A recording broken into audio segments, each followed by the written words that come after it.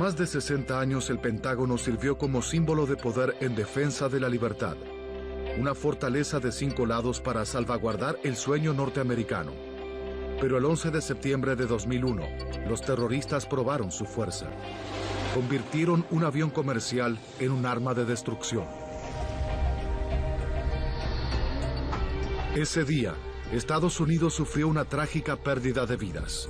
Pero la fortaleza del país aseguró ser un escudo protegiendo la vida de miles que trabajaban allí. Ahora, con gráficos de alta tecnología, revelaremos qué ocurrió exactamente. Los desastres no ocurren porque sí, son una cadena de acontecimientos críticos. Develaremos las decisiones fatales en los últimos segundos catastróficos. El ataque al Pentágono. Estados Unidos de Norteamérica, Arlington, Virginia. El Pentágono. 11 de septiembre de 2001. 6:46 de la mañana. Mientras muchos ciudadanos dormían, la ciudadela de la defensa norteamericana se ponía en marcha. Hoy es 11 de septiembre. Buenos días, soy Richard Day. La teniente coronel del ejército Marilyn Wills planeaba su día. Esa mañana llamé a una amiga y le pedí que ella llevara a mis hijas a la escuela porque mi esposo y yo no podíamos. Me despedí de ellas y salí.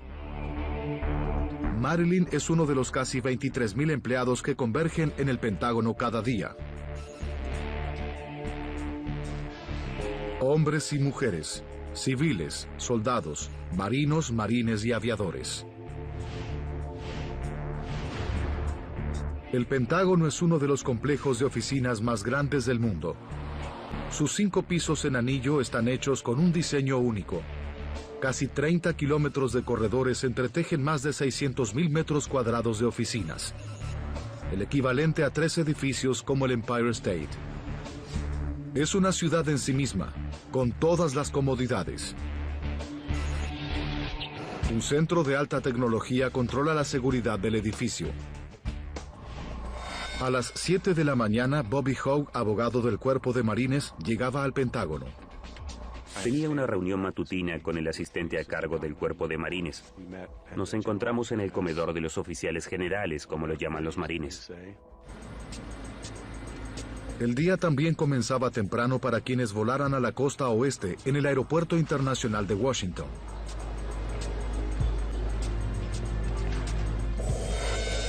7:18 de la mañana. Los terroristas, con cuchillos y navajas de papel, pasaron los puestos de control de seguridad del aeropuerto y abordaron el vuelo 77 de American Airlines. 8 de la mañana. Las oficinas del Pentágono trabajan a pleno. Marilyn Wills se preparaba para una reunión departamental. Contaba con más de 20 años de carrera militar. Los últimos 2 sirvió como personal armado y oficial de asuntos del Congreso. Mi compañera y yo discutimos sobre lo que iba a tratar la reunión del martes. Y entonces me despedí de ella y fui a la sala de conferencias. 8:20 de la mañana. Los controladores aéreos alistan el vuelo 77 de American Airlines. American 77, your departure frequency will be 125.05. Runway 30, cleared for takeoff. 12505, runway 30, cleared for takeoff. American 77. A bordo había 53 pasajeros, 2 pilotos, 4 comandantes de a bordo y 5 hombres que planeaban un asesinato en masa. Entre los pasajeros había una familia, un comentarista político y 3 estudiantes con sus profesores que asistían a un viaje educativo guiado por 2 empleados de la National Geographic Society. Los tanques de combustible llevaban lo necesario para los 4.220 kilómetros de vuelo hasta Los Ángeles. 8:46 de la mañana. Lo que están observando es algo aterrador. Es el World Trade Center. E informes aseguran que un avión impactó contra una de las torres del World Trade Center. Un espectral silencio descendió sobre las oficinas del Pentágono. Casi todos se transfiguraron con los hechos de Nueva York. John Yates era jefe de seguridad del Pentágono. Estuve de pie unos 5 minutos observando. Caminé a mi escritorio y llamé a mi esposa, que antes de cortar dijo, «Cariño, hazme un favor. Trabaja debajo de tu escritorio el resto del día». Yo me reí y dije, «Seguro, lo haré, y te veré esta noche». En ese momento nadie estaba seguro de la gravedad de la situación. 8:50 de la mañana. 30 minutos de viaje del vuelo 77 de American Airlines. Su altura de crucero era de 10.500 metros y pasaba la frontera entre Ohio y Kentucky. El controlador de tráfico aéreo del centro de Indianápolis se comunicó con el piloto. American 77, clear direct comma. Direct comma, American 77, thank you. Estas fueron las últimas palabras que se escucharon del piloto. American 77, American Indy radio check, how do you read? American 77, American Indy radio check, how do you read? No hubo respuesta. Los controladores aéreos se preocuparon. No hay comunicación de radio ni de radar. En el mismo instante, la información de vuelo del avión desapareció de las pantallas del radar. Ya no sabían dónde estaba el avión. 8:54 de la mañana. Sin que nadie se diera cuenta, el vuelo 77 de American Airlines cambió de curso, giró y se dirigió otra vez al este. En el tercer piso del Pentágono, Bobby Howe, Peter Murphy y otro abogado del Cuerpo de Marines discutían un caso. 9:03 de la mañana. Un segundo avión atacó el World Trade Center. Bobby Howe estaba convencido de que era un ataque terrorista. Todos sabían qué estaba ocurriendo y teníamos que actuar. Teníamos que hacer algo. Estábamos en el Pentágono, el cuartel general militar de la nación. Me comuniqué con el secretario, que llamó a los encargados de seguridad e investigó cuál era el estado del edificio. Todos miraban la televisión. Nadie sabía qué ocurría en el edificio. El cabo regresó y me dijo que las condiciones eran normales. Yo dije, no puede ser. Pero en segundos se incrementó el nivel de seguridad del edificio. En las oficinas de todo el Pentágono aumentó la tensión. El teniente Kevin Schaefer observó las noticias en la televisión desde su oficina de la planta baja. No podía concentrarme en mi trabajo y me puse de pie. Recuerdo que estaba allí viendo desarrollarse los acontecimientos. Uno de mis colegas intentaba llamar a nuestras esposas y a los esposos. Fue un momento emotivo que todos querían compartir. El Pentágono era entonces un objetivo mientras la crisis nacional aumentaba. El bombero Alan Wallace es uno de los 3 hombres del personal de bomberos con base en el Pentágono. Estaba inspeccionando las autobombas. Al mediodía de ese día llegaría el presidente Bush. 9:30 de la mañana.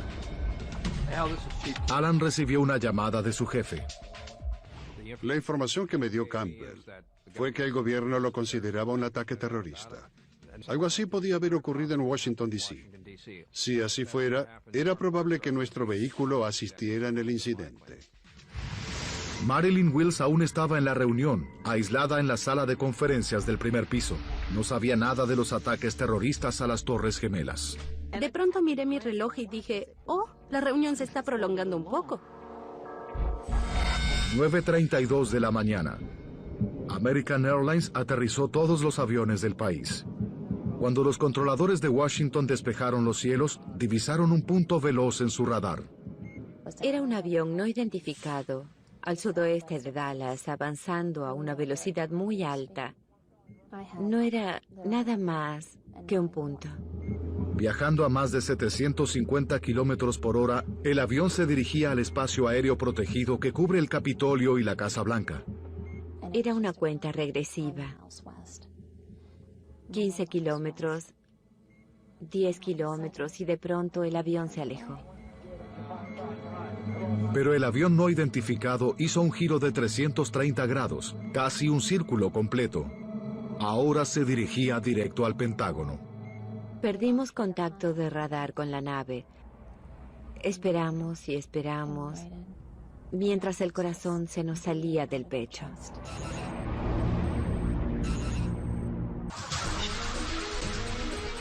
11 de septiembre de 2001. Dos aviones comerciales impactaron en las Torres Gemelas de Nueva York. 9:32 de la mañana. Otro avión salió del radar y se dirigía al Pentágono. A las 9:37, el bombero Alan Wallace estaba fuera del muro oeste del Pentágono con el vehículo de bomberos. Pasé por el lado derecho del vehículo. A unos 5 metros de allí miré hacia arriba y vi un avión a mi izquierda en el cielo. 9:38. El Boeing 757, a 850 kilómetros por hora, estaba a un segundo del impacto. Volaba tan bajo que derribó 3 postes de luz y golpeó el ala oeste del Pentágono. Una cámara de seguridad captó el destrozo de inmediato. Esta es la única evidencia fotográfica que existe del impacto. El avión se precipitó al muro oeste. La oficina de Kevin Schaefer en la planta baja recibió un golpe directo. Solo recuerdo una gran llama. El espacio explotaba y me arrojó al suelo. Había fuego y sabía que tenía que extinguirlo. Todo ocurrió tan rápido que estaba completamente desorientado. John Yates y Marilyn Wills estaban en el primer piso, justo sobre la zona del impacto. Todo lo que tocaba quemaba. Todo estaba caliente, como dentro de un horno. Podía sentir el agua de los extinguidores en mi espalda. Alguien me sujetó por detrás. Le dije que se sostuviera a mí, sea donde fuere. Teníamos que salir de allí. Comenzamos a gatear. Primero avancé yo y luego una civil, sin saber cuántas personas más había detrás de ella, porque no podía ver a nadie. Si colocaba mi mano delante de mi rostro, no la podía ver. Estaba oscuro por el humo. La mujer se sujetó de mis pantalones y dijo que no podía avanzar más, porque el humo era muy denso. Cada vez que respiraba me dolía. Tenía mi suéter del ejército. Lo mojé en el líquido que caía del techo y succioné de él porque sentía un gran ardor en mi boca. Lo pasé a ella y dije, succione. No trague, solo succione y escúpalo. Los operadores de comunicaciones del Servicio de Defensa del edificio recibían llamadas frenéticas de los empleados atrapados. Coordinaron el rescate y permanecieron en sus escritorios mientras todo el edificio era evacuado. En el tercer piso, a 7,5 metros del impacto, Bobby Howe fue arrojado de su oficina. El humo negro y espeso oscureció el día. Bobby y 4 trabajadores luchaban por respirar, buscando una salida. Pero hubo un problema en la ruta de escape. Hacia el lado sur el suelo se quebró y no parecía estable. Temíamos estar en un punto débil. El bombero Wallace buscaba refugio. Solo sufrió cortes y quemaduras menores. La explosión incendió su vehículo, pero sin dudarlo un momento subió a él en llamas para pedir refuerzos. Solicitud de rescate en proceso. Solicitamos refuerzos en el área. Necesitamos refuerzos urgente. 9:40. Las carreteras del Pentágono se paralizaron. Los equipos de rescate debían buscar un camino para llegar a la zona de desastre. El humo espeso asfixiaba a Kevin Schaefer, pero mientras gateaba entre las pilas de escombros y los incendios, vio una posible vía de escape. Pude ver una luz, pero estaba oscurecida por el humo. Comencé a correr hacia ella y pasé por el hoyo y era obviamente la abertura de una explosión.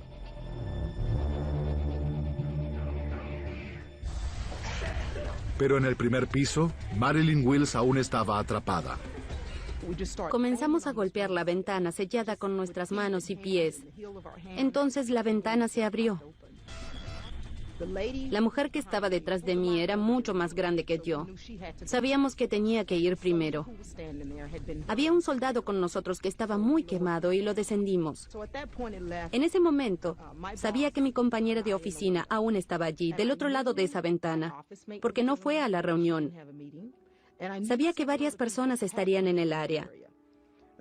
Entonces mi jefe dijo que era mi turno. Yo dije que no porque quería regresar. Pero él me dio la orden de que saliera por la ventana. Eso fue lo más difícil, porque sabía que había gente allí. Pero era suicida regresar. De modo que pasé la ventana. 9:45 de la mañana. 10 vehículos de bomberos luchaban por controlar el incendio. Unidades improvisadas asistían a las víctimas que escapaban. En el muro oeste, Alan Wallace ayudaba a quienes intentaban salir por las ventanas. El edificio se incendiaba. Las personas que salían de allí estaban aterradas, heridas, desorientadas. El fuego salía por la parte superior de la ventana y el humo por la parte inferior. A medida que el infierno crecía, era imposible para los bomberos llegar a las víctimas del tercer piso. El humo negro salía por los extremos del corredor. Bobby Howe y sus 4 compañeros seguían buscando una salida y encontraron otra grieta en el suelo. Estaba abierta y caía aún más. Podíamos ver cómo salía fuego a través de ella. Estaban atrapados. ¡Vengan! ¡Por aquí! ¡Hay una salida! Un joven decía, por allí hay una salida, vamos. No lo pensamos mucho. Solo nos sujetamos entre todos y buscamos la puerta. 9:55. 17 minutos después de que el avión se estrellara en el Pentágono, los bomberos oían cómo se quebraba el edificio. Las enormes placas del suelo se hundían. Estaba por derrumbarse y se apresuraban por evacuar la zona. 9:57 de la mañana. 19 minutos después del impacto, una sección de 23 metros del edificio se derrumbó. Pasaron 10 minutos interminables antes de que los bomberos estuvieran listos para los rescates. Sorprendentemente, Kevin Schaefer, Marilyn Wills, John Yates y Bobby Howe pudieron salir a tiempo. Ellos y otros sobrevivientes corrieron a los helicópteros y las ambulancias de emergencia. 11:30. El incendio era tan feroz que les llevó casi 24 horas a los bomberos extinguir las últimas llamas. Por primera vez en la historia de los Estados Unidos, el terrorismo atacaba el principal cuartel de defensa de la nación más poderosa del mundo. Ahora, reviviendo los acontecimientos de ese día y profundizando en la investigación, podremos revelar qué ocurrió.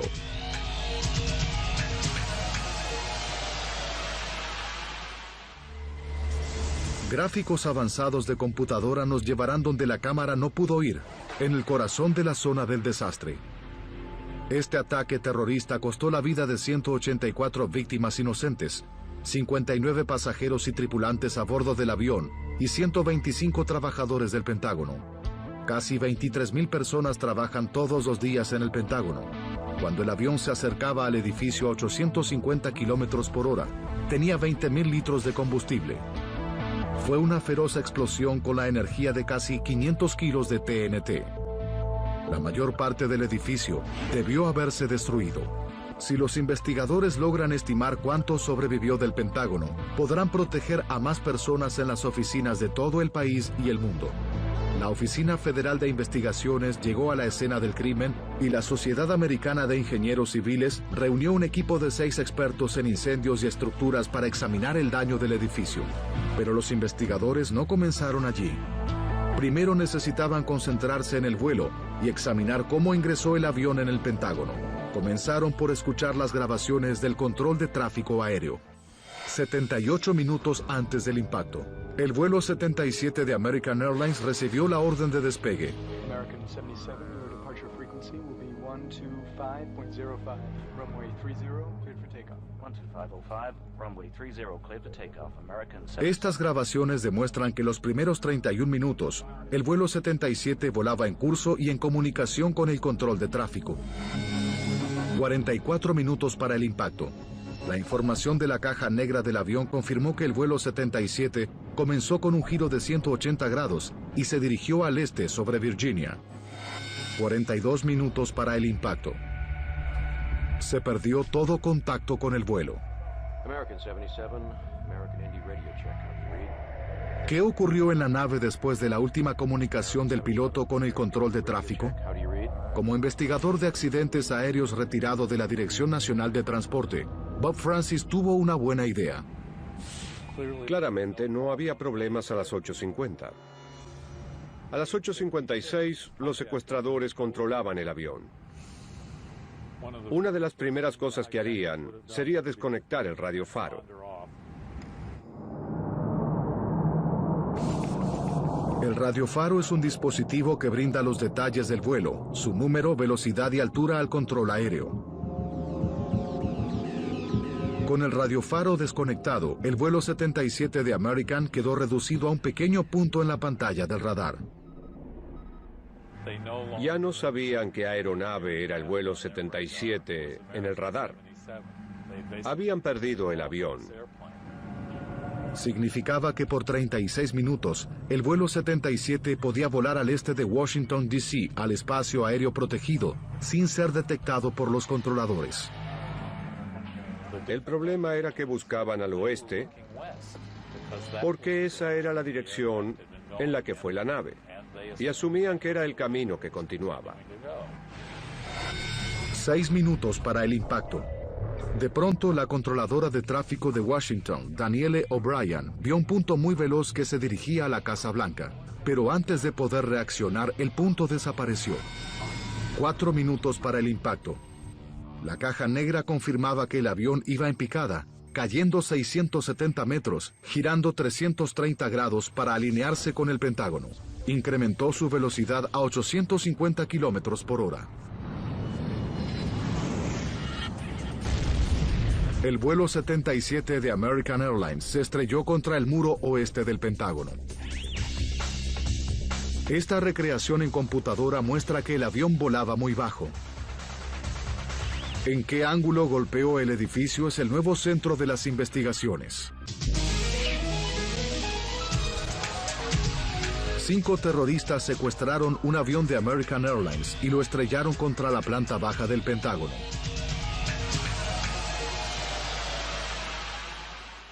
Utilizando gráficos avanzados de computadora, iremos al corazón de la zona del desastre para revelar qué ocurrió exactamente. Descubrir cómo impactó el avión en el edificio es un paso crítico en la investigación de la tragedia. No hay imágenes del impacto. La única evidencia fotográfica es de una cámara de seguridad. Toma una foto por segundo, pero a 850 kilómetros por hora, el avión golpeó el edificio entre 2 imágenes. La única que ayudaría a los investigadores, la del momento del impacto, estaba perdida. El ingeniero estructural Alan Kilsheimer es uno de los expertos en la escena. Cuando llegué por primera vez no tenía idea de cómo el avión golpeó el edificio. Alan se concentró en el punto de entrada del avión. Se pueden ver marcas en la piedra por donde ingresó el ala del avión. Así supe que entró con el ala derecha más alta y la izquierda más baja. 9:38. El avión giró en ángulo. El ala derecha golpeó la base de cemento y acero sobre la placa del primer piso y la quiebra. Pero, ¿qué ocurrió con el ala izquierda? Los investigadores hicieron otro descubrimiento. Enfrente del lado izquierdo del hoyo, encontraron piezas de un ala quemada casi a medio metro del sitio. Los investigadores sabían exactamente cómo golpeó el avión el Pentágono.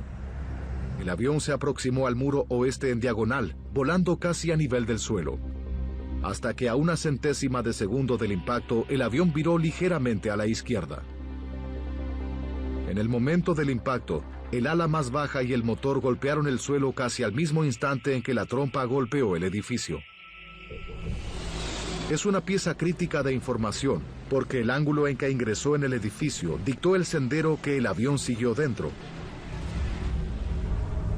La delgada línea entre sobrevivir y morir fue una cuestión de centímetros.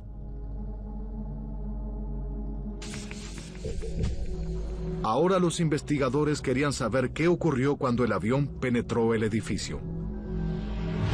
En busca de claves, recurrieron a las imágenes de una prueba de accidentes controlada. En 1984, la Administración Federal de Aviación probó la efectividad de un combustible de ignición retardada impactando un Boeing 720 en el desierto de Mojave. Compararon ese experimento con lo ocurrido en el vuelo 77. Primero tomaron las velocidades. El avión del experimento viajaba a 274 kilómetros por hora cuando golpeó el asfalto. De la caja negra, los investigadores saben que el 757 secuestrado volaba a 3 veces más velocidad cuando golpeó el Pentágono, 850 kilómetros por hora. Compararon las distancias que cada avión hizo después de impactar. En la prueba, el Boeing 720 se deslizó casi 370 metros y se detuvo. Pero las condiciones del vuelo 77 eran diferentes. Viajaba 3 veces más rápido hacia un edificio fortificado. Los investigadores del Pentágono descubrieron los primeros restos del avión a solo 95 metros del edificio.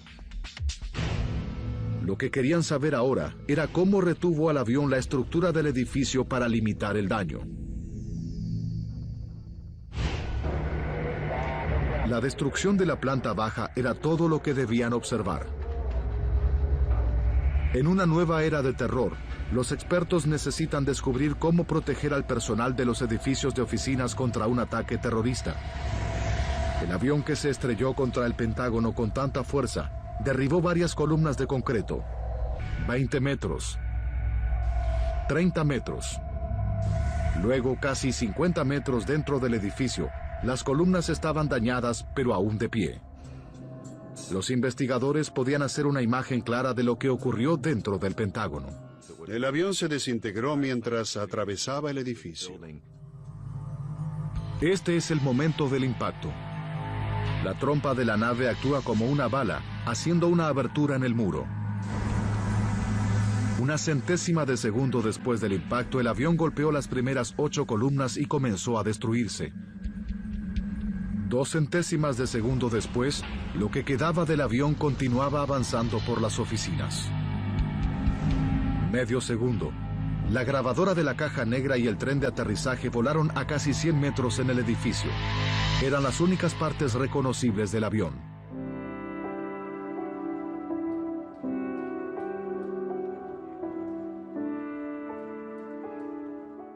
En las oficinas donde trabajaba, murieron 24 personas ese día. 3 personas en la oficina contigua, mi jefe, 2 de mis colegas y 21 amigos más. El avión penetró las oficinas de la planta baja, debajo de John Yates y sus colegas.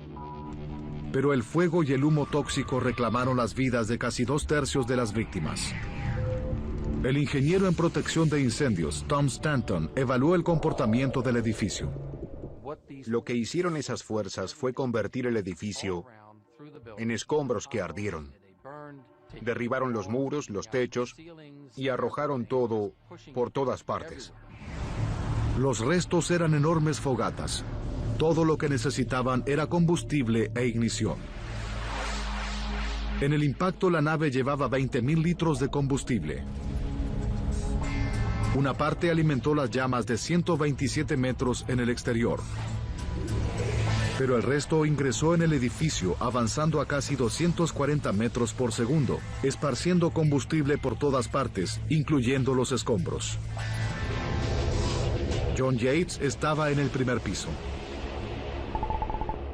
Aún tenía puestas las gafas, y cuando me las quité, pensé que estaban cubiertas de sangre, porque tenía algo. Ahora sé que era combustible. Stan Ames es investigador de incendios. Imaginemos cómo habrá sido en el interior. El aire se llenó de pronto de una fina niebla de combustible seguida por el fuego que ardía y explotaba. En un instante el aire fresco pasó a ser un intenso calor. Esta clase de combustible que reacciona con el aire es utilizado en bombas que se diseñan para quitar el oxígeno de la atmósfera y crear condiciones letales. Los trabajadores del Pentágono que sobrevivieron al impacto inicial enfrentaban circunstancias intolerables. Cuando respiraba sentía que mis pulmones se hinchaban y luego se comprimían.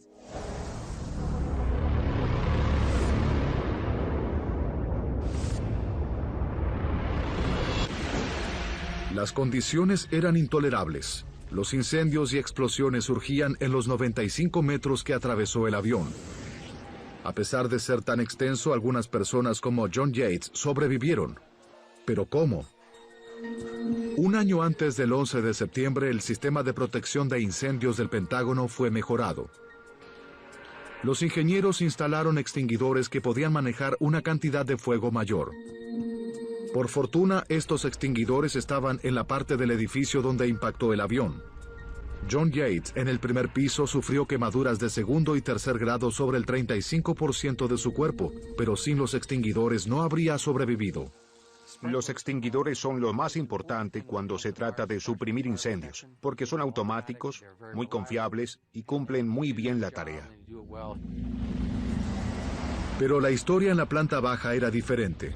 Los investigadores estaban seguros de que nadie al paso del avión habría sobrevivido, pero increíblemente, un hombre sí lo hizo. La historia de su escape es increíble.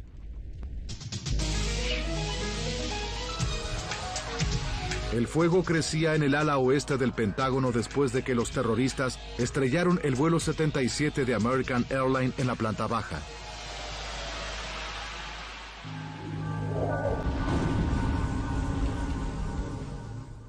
Estaba en el corazón del Pentágono, y de pronto, en un instante, todo explotó a mi alrededor.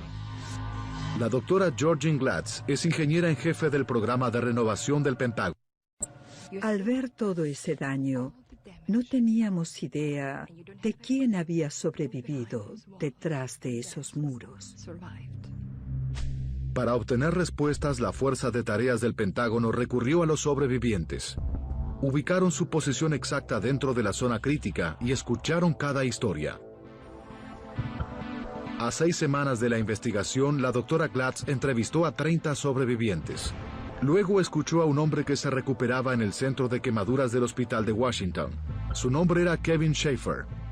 Su entrevista con Kevin reveló algo notable. El escritorio de Kevin estaba en el sendero directo del avión en la planta baja. Recuerdo una gigantesca llama, el espacio que explotaba y caía al suelo. Las fuerzas del avión a casi 240 metros por segundo dispersaron combustible por el edificio, empapando los escombros que se incendiaron.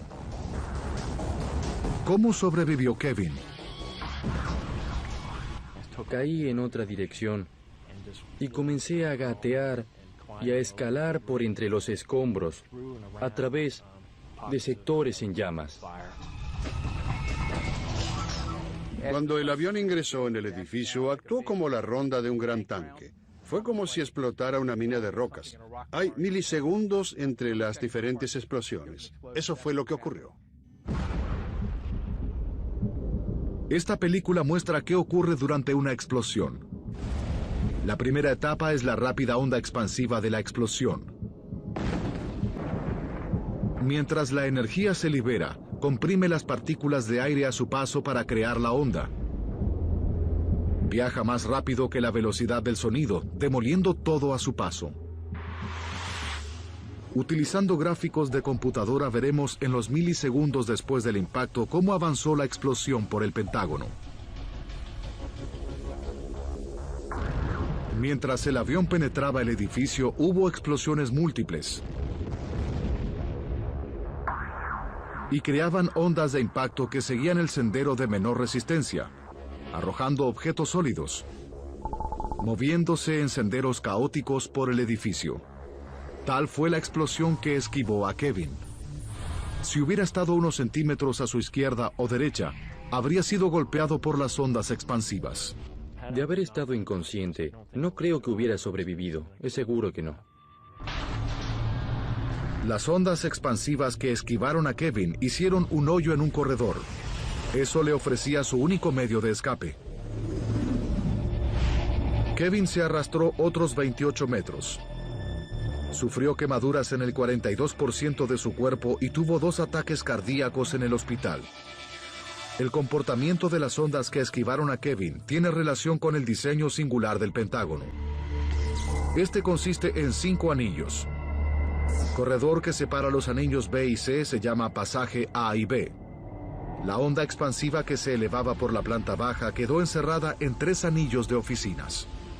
No había forma de que la presión de todas las explosiones se liberara. Y esto ocurrió cuando alcanzó el pasaje A y E.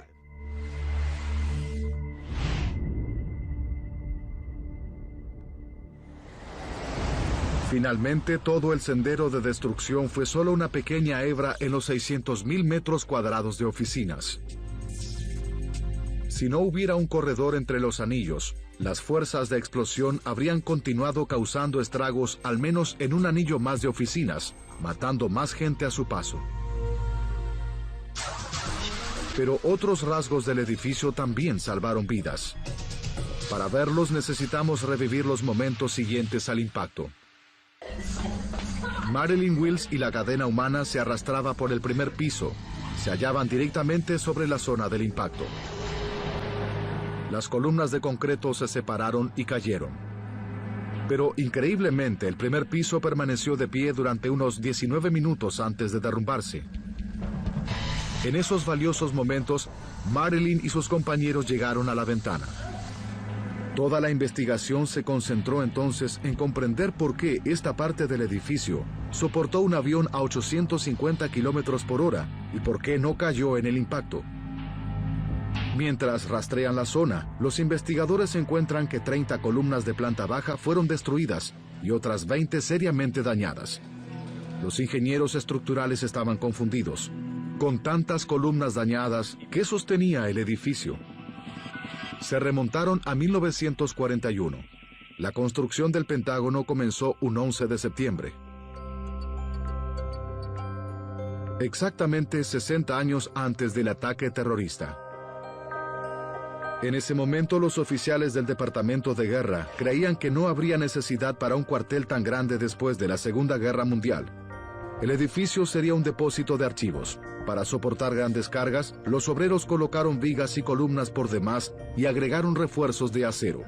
Después del 11 de septiembre, el jefe de construcción del Pentágono, ingeniero Alan Kilsheimer, construyó una réplica exacta del sistema de columnas y vigas de 1941 encontrado dentro del edificio. Si esta columna de aquí desaparece, lo que ocurre es que ya no hay nada que sostenga esta viga. Lo que sucederá es que la viga se sostendrá en la línea de acero de la siguiente columna para poder llegar hasta ella. El hecho de que estas barras estuvieran dobladas arriba y abajo permitió que eso ocurriera. Kilsheimer observó más de cerca. Cada columna tenía una pieza continua de acero reforzado desde el suelo hasta el techo. Eso evita que las barras se doblen hacia afuera y también evita que el concreto salga de esta jaula. Cuando las fuerzas catastróficas se elevaban por la planta baja del Pentágono, destruyeron 50 columnas en su paso de destrucción. Pero el acero reforzado dentro de las columnas restantes fue lo que mantuvo el edificio. ¿Qué habría pasado con una construcción moderna? Si una de estas se quiebra, el resto no se derrumba. En un edificio moderno, si una se quebrara, la columna caería. Pero los investigadores descubrieron otro rasgo del diseño de 1941 que también salvó vidas. 3 minutos después de la explosión, Bobby Hogue y sus colegas del tercer piso encontraron una grieta en el suelo. Luego pisé lo que era la junta de expansión que dividió nuestra oficina. Y me di cuenta de que el edificio estaba derrumbándose, a punto de caer, porque claramente el suelo se había quebrado. ¿La razón? Los ingenieros originales del Pentágono colocaron rasgos estructurales llamados juntas de expansión. Estas juntas acomodaban la expansión y contracción del edificio en las estaciones. permitían que el cuarto se expandiera con el calor del verano y se contrajera con el frío del invierno. Por estas juntas de expansión, el Pentágono se comportó como una serie de edificios separados. El 11 de septiembre, la junta de expansión en el ala oeste protegió el resto del edificio y finalmente salvó vidas. 19 minutos después del impacto, el Pentágono lucía como si lo hubieran cortado con cuchillo, justo en la junta de expansión. De no haber una junta de expansión y de haber estado conectado rígidamente de lado a lado, habríamos perdido una parte mucho más grande del edificio al norte de esa junta. La junta de expansión dio tiempo a los sobrevivientes para ponerse a salvo. Si debes vivir una situación terrible, el Pentágono es un buen lugar para protegerse. Dios te perdone si alguna vez debes tomar esa decisión, pero si ocurre, debes elegir ese lugar. El 11 de septiembre, la estructura del Pentágono soportó fuerzas extremas, pero los investigadores encontraron otra razón de por qué sobrevivió tanta gente: las ventanas. Los investigadores descubrieron los secretos de cómo el Pentágono soportó el ataque del 11 de septiembre y por qué sobrevivió tanta gente. Cuando el avión golpeó el ala oeste del Pentágono, Bobby Hogg miró por la ventana y vio que las llamas rodeaban el edificio, pero ese fuego nunca lo tocó. ¿Por qué? La respuesta estaba justo frente a él, en la ventana. Si alguien en el año 2000 me decía que necesitábamos colocar una ventana a prueba de bombas en la oficina, le habría dicho que estaba loco, que sería inútil, pero fue de mucha utilidad. En 1995, 168 personas murieron en el atentado de la ciudad de Oklahoma. Este y otros actos de terrorismo en edificios dieron a los expertos lecciones vitales. Los ingenieros incorporaron mejoras, incluyendo ventanas más resistentes. Donde había ventanas resistentes a las explosiones, la gente pudo escapar, en especial a los pisos superiores. Las ventanas que estaban a metros del punto de entrada del avión aún estaban intactas. Sin ellas, Bobby Hogg y cientos de trabajadores podrían haber muerto. Para el 11 de septiembre, el Pentágono había instalado dispositivos de seguridad en un área del edificio conocida como Calzada 1. Cuando los terroristas cerraron su blanco en la mañana de ese día, apareció frente a ellos esta sección renovada. Pero el programa de renovación del Pentágono también salvó vidas en formas inesperadas. El 11 de septiembre el avión ingresó en el edificio diagonalmente en la Calzada 1, pero continuó destruyendo otra sección conocida como Calzada 2. Normalmente 5,000 personas trabajan en ese espacio, pero el 11 de septiembre se realizaba una renovación de ese sector. 3 meses antes, casi la mayoría de los empleados que trabajaban en la Calzada 2 fue reubicada temporalmente en otras oficinas. De haber estado en otra área del edificio, la cantidad de pérdidas podría haber sido tremendamente alta, casi tanto como lo que ocurrió en Nueva York. Finalmente, los investigadores reúnen el trágico curso de los acontecimientos. 8:20 de la mañana. El vuelo 77 de American Airlines despegó del aeropuerto de Washington con 53 pasajeros y 6 tripulantes. 8:56. Los secuestradores apagaron el radiofaro. El control de tráfico perdió el rastro del vuelo. 9:38. El Boeing 757 voló hacia la planta baja del Pentágono. En milisegundos el avión comenzó a desintegrarse. El combustible se esparció por el edificio y las violentas explosiones siguieron el corto pero mortal viaje del avión. 9:39. La firme construcción de 1941 con juntas de expansión y ventanas a pruebas de explosiones soportó el impacto que permitió a muchos trabajadores del Pentágono encontrarse a salvo. 9:57. Solo una quinta parte del área atacada se derrumbó. Todos los pasajeros y la tripulación y 125 trabajadores del Pentágono murieron. El heroísmo de los empleados salvó incontables vidas. Todo miembro del servicio, soldado, piloto, marino, sabe bien que nunca debe dejar a sus camaradas. Cuando esa mujer se sostuvo a mi pantalón, fue lo mejor que me ocurrió ese día. Ya no era responsable de Marilyn Wills. Era responsable de ella y toda la gente que la seguía.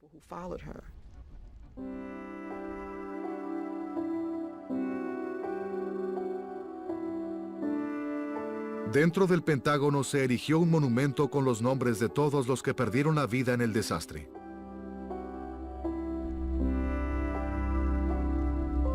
Todo el personal militar herido recibió el prestigioso premio del Corazón Púrpura.